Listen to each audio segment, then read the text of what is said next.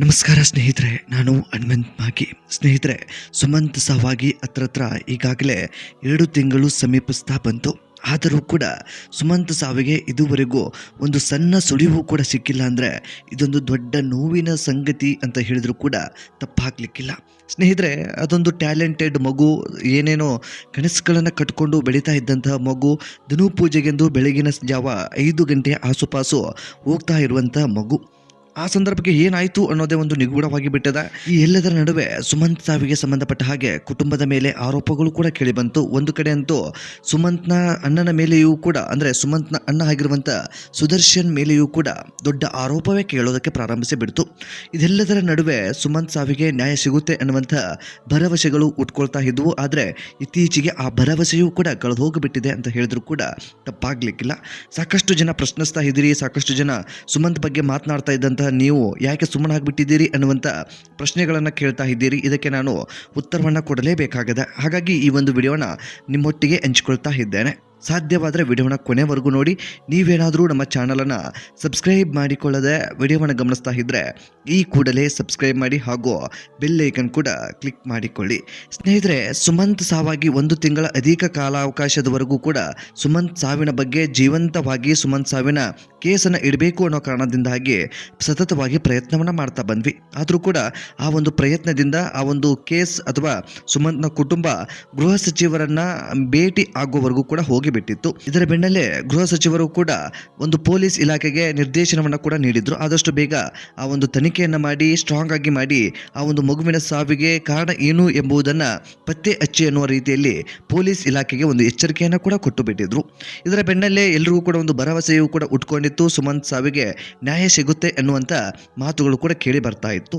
ಇದೆಲ್ಲದನ್ನು ಕೂಡ ಹೊರತುಪಡಿಸಿ ಸುಮಂತ್ ಸಾವಾದ ದಿನ ಯಾರೋ ಒಬ್ಬ ಬೈಕಿನ ಮೇಲೆ ವೇಗವಾಗಿ ಹೋಗಿದ್ದ ಅನ್ನುವಂಥ ಮಾತುಗಳು ಕೂಡ ಕೇಳೋದಕ್ಕೆ ಪ್ರಾರಂಭಿಸಿ ಬಿಟ್ಟಿದ್ವು. ಸೊ ಪ್ರತ್ಯಕ್ಷದರ್ಶಿ ಅಂತ ಒಬ್ಬ ವ್ಯಕ್ತಿ ಕಾಣಿಸ್ಕೊಂಡಿದ್ರು. ಅವರ ಹೇಳಿಕೆಯನ್ನು ಕೂಡ ಪರಿಶೀಲನೆ ಮಾಡಿದಾಗ ಅವರ ಹೇಳಿಕೆಯಲ್ಲಿ ಒಂದಿಷ್ಟು ಅನುಮಾನ ಅಂಥದ್ದೆಲ್ಲವೂ ಕೂಡ ಉಟ್ಕೊಳ್ತಾ ಇತ್ತು. ಇನ್ನು ಸುಮಂತ್ ಮನೆ ಆಸುಪಾಸಿನಲ್ಲಿ ಕೇವಲ ಒಂದು 3-4 ಮನೆಗಳು ಇರುವಂಥದ್ದು. ಆ 3-4 ಮನೆಗೆ ಬರಬೇಕಾದ್ರೆ ಯಾರೋ ಒಬ್ಬರು ಪರಿಚಿತರೇ ಬರಬೇಕು. ಆ ಸಂದರ್ಭಕ್ಕೆ ಅಪರಿಚಿತರು ಯಾರು ಮತ್ತು ಆ ಸಂದರ್ಭದಲ್ಲಿ ಯಾರ ಮನೆಗೆ ಯಾರು ಬಂದಿದ್ರು ಅನ್ನೋದು ಕೂಡ ಒಂದು ನಿಗೂಢವಾಗಿ ಇತ್ತು. ಆಸುಪಾಸು ಮನೆಯವರನ್ನೆಲ್ಲರನ್ನು ಕೂಡ ಮಾತನಾಡಿಸಿದಂಥ ಸಂದರ್ಭದಲ್ಲಿ ನಮ್ಮ ಮನೆಗೆ ಯಾರೂ ಕೂಡ ಬಂದಿರಲಿಲ್ಲ ಅನ್ನುವಂಥ ಮಾಹಿತಿಯೂ ಕೂಡ ಇತ್ತು. ಹಾಗಾದರೆ ಆ ಒಂದು ವ್ಯಕ್ತಿ ಯಾರು? ಆ ವ್ಯಕ್ತಿಯಿಂದಾನೇ ಸುಮಂತ್ನ ಕೊಲೆ ಆಯ್ತಾ? ಸುಮಂತ್ನ ಸಾವು ಆಗೋದಕ್ಕೆ ಏನು ಕಾರಣ? ಸುಮಂತ್ ಮೇಲೆ ಆ ವ್ಯಕ್ತಿಗೆ ಏನು ದ್ವೇಷ? ಈ ರೀತಿಯಾದಂಥ ಪ್ರಶ್ನೆ ಗೊಂದಲ ಎಲ್ಲವೂ ಕೂಡ ಉಟ್ಕೊಳ್ಳೋದಕ್ಕೆ ಪ್ರಾರಂಭಿಸಿ ಬಿಡ್ತು. ಇದೆಲ್ಲದರ ನಡುವೆ ಸುಮಂತ್ ಸಾವಿಗೆ ನ್ಯಾಯ ಸಿಗುತ್ತೆ, ಇದರ ಬೆನ್ನಡ್ತಾರೆ ಪೊಲೀಸರು ಅಂತ ಒಂದಿಷ್ಟು ಮಾತುಗಳು ಕೂಡ ಕೇಳಿ ಬರ್ತಾ ಇದ್ವು, ಒಂದಿಷ್ಟು ಅಂದಾಜಿಸಲಾಗ್ತಾ ಇತ್ತು. ಅದಾಗಿಯೂ ಕೂಡ ಸುಮಂತ್ ಸಾವು ಇದೀಗ ಮೌನವನ್ನು ತಾಳೆ ಬಿಟ್ಟಿದೆ. ಇನ್ನು ಆ ಒಂದು ಬೈಕ್ ಮೇಲೆ ಹೋದಂಥ ವ್ಯಕ್ತಿ ಆದರೂ ಯಾರು? ಈ ಒಂದು ವ್ಯಕ್ತಿಗೆ, ಆ ವ್ಯಕ್ತಿ ಕುರಿತಾಗಿ ಪೊಲೀಸರು ತನಿಖೆಯನ್ನು ಮಾಡ್ತಾ ಇದ್ದಾರಾ? ಇಂಥದ್ದೆಲ್ಲವೂ ಕೂಡ ಗೊಂದಲ, ಪ್ರಶ್ನೆ ಸಹಜವಾಗಿ ಕಾಡ್ತಾ ಇದೆ. ಇನ್ನು ಸುಮಂತ್ ಸಾವಿಗೆ ನ್ಯಾಯ ಕೊಡಿಸಬೇಕು ಅನ್ನೋ ಕಾರಣಕ್ಕೆ ಬೆಳ್ತಂಗಡಿ ಪೊಲೀಸರು ಒಂದು 4 ಟೀಮ್ಗಳಾಗಿ ತಂಡವನ್ನು ರಚನೆ ಮಾಡಿ ತನಿಖೆಯನ್ನು ಮಾಡ್ತಾ ಇದ್ದಾರೆ ಅನ್ನೋದು ಸ್ಪಷ್ಟವಾಗಿ ನಿಮ್ಮೆಲ್ಲರಿಗೂ ಕೂಡ ಗೊತ್ತಿರುವಂಥ ವಿಚಾರವೇ.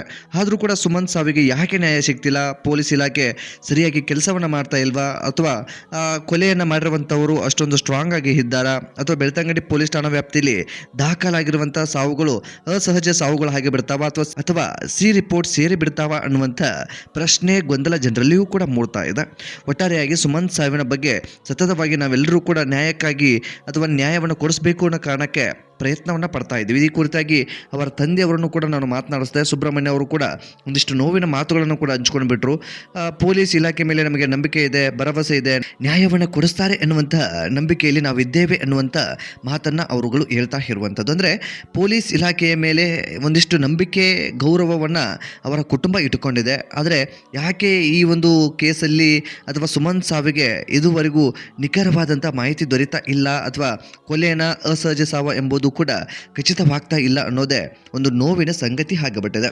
ಒಟ್ಟಾರೆಯಾಗಿ ಸುಮಂತ್ ಸಾವು ಈಗಾಗಲೇ 2 ತಿಂಗಳು ಹತ್ರ ಬಂದರೂ ಕೂಡ ಸುಮಂತ್ ಸಾವಿನ ಸುಳಿವಿಗೆ ಅಥವಾ ಸುಮಂತ್ ಕೊಲೆ ಅಥವಾ ಸುಮಂತ್ ಸಾವಿಗೆ ಸಂಬಂಧಪಟ್ಟ ಹಾಗೆ ಯಾವುದೇ ರೀತಿಯಾದಂಥ ಬೆಳವಣಿಗೆ ಆಗಿಲ್ಲ ಅನ್ನೋದು ತುಂಬ ನೋವಿನ ಸಂಗತಿ ಆಗಿಬಿಟ್ಟಿದೆ.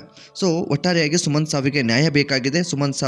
ಸುಮಂತ್ ಸಾವಿನ ತನಿಖೆ ಜೀವಂತವಾಗಿ ಇರಬೇಕಾಗಿದೆ. ಸೊ ಎಲ್ಲರೂ ಕೂಡ ಸೇರಿ ಸುಮಂತ್ ಸಾವಿಗೆ ನ್ಯಾಯ ಕೊಡಿಸುವಂತಹ ಹೋರಾಟವನ್ನ ಮಾಡೋಣ ಸ್ನೇಹಿತರೆ. ಅಂದ ಹಾಗೆ ಈ ಸುಮಂತ್ ಸಾವಿನ ಪ್ರಕರಣಕ್ಕೆ ಸಂಬಂಧಪಟ್ಟ ಹಾಗೆ ಇದರಲ್ಲಿ ಯಾರ ವಿಫಲತೆ ಮುಖ್ಯವಾಗಿ ಕಾಣಿಸ್ತಾ ಇದೆ ಎಂಬುದನ್ನು ಕೂಡ ಕಾಮೆಂಟ್ ಬಾಕ್ಸ್ ಅಲ್ಲಿ ಮೆನ್ಷನ್ ಮಾಡಿ. ಸಾಧ್ಯವಾದರೆ ಈ ವಿಡಿಯೋನ ನಿಮ್ಮ ಫ್ರೆಂಡ್ಸ್ಗೂ ಕೂಡ ಶೇರ್ ಮಾಡಿ. ನೀವೇನಾದರೂ ಚಾನಲ್ನ ಸಬ್ಸ್ಕ್ರೈಬ್ ಮಾಡಿಕೊಳ್ಳದೆ ವಿಡಿಯೋವನ್ನು ಗಮನಿಸಿದ್ರೆ ಈ ಕೂಡಲೇ ಸಬ್ಸ್ಕ್ರೈಬ್ ಮಾಡಿ ಹಾಗೂ ಬೆಲ್ ಐಕನ್ ಕೂಡ ಕ್ಲಿಕ್ ಮಾಡಿಕೊಳ್ಳಿ. ಮತ್ತೆ ಮುಂದಿನ ವಿಡಿಯೋದಲ್ಲಿ ಸಿಗೋಣ ಸ್ನೇಹಿತರೆ. ನಮಸ್ಕಾರ.